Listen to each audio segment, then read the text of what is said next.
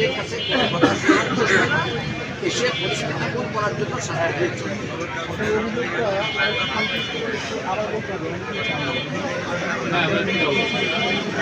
বলবো একবারে ছোট করে হয়েছে। থ্যাংক ইউ সবাইকে। আমাদের 3টা বিষয়ে অভিযোগ। 1 নম্বর হচ্ছে 44 নম্বর ওয়ার্ডে আমাদের যারা আপনি কি নেবেন আবার বলছি, 3টা অভিযোগ আমাদের।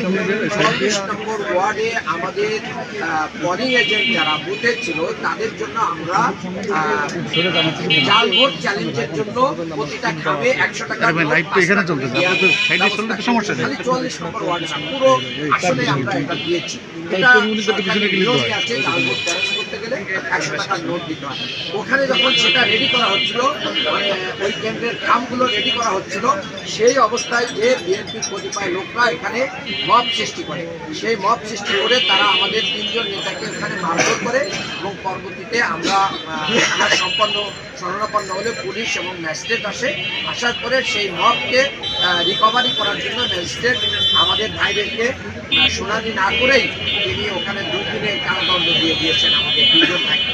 এটা আমি মনে করছি যে নির্বাচনী পরিবেশ নষ্টের সঙ্গে, কারণ আমাদের জাল ভোট চ্যালেঞ্জের টাকা থাকা কোনো অবৈধ না।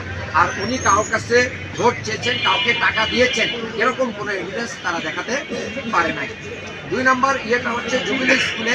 সেখানে আপনারা জানেন যে আজকেই অনেকগুলো কেন্দ্র থেকে কিন্তু পোলিং এজেন্টের যে কার্ড এটা সাইন করে দেওয়া হয়েছে। তো অনেকগুলো কেন্দ্র বলছে সকালে আসবে, তো আমাদের ভাইরা ওখানে পোলিং এজেন্টের যে কার্ড এটা সাইন করার জন্য গিয়েছে।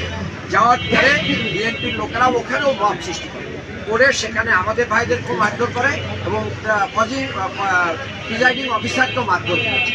এই অবস্থায় পরবর্তীতে সেখানে পুলিশ এবং সেনাবাহিনী এসে পরিস্থিতি নিয়ন্ত্রণ করে সেটা কুল করেছে। বাট এই যে প্রিজাইডিং অফিসারকে মারধর করা, আমাদের ভাইদেরকে মারধর করা এবং কাদের নেতৃত্বে এটা হয়েছে যুবদলের তাদের নামও আমি আপনাদেরকে বলেছি। আমি মনে করি আমাদের ভাইদের 5 জন ভাইকে ওখানে আহত করা হয়েছে, আগের ঘটনায় 3 জন ভাইকে আহত করা হয়েছে। সবগুলো ব্যাপারে আমরা প্রশাসনকে অবহিত করেছি এবং আমরা আমাদের আইনগত ব্যবস্থা নেব ইনশাআল্লাহ।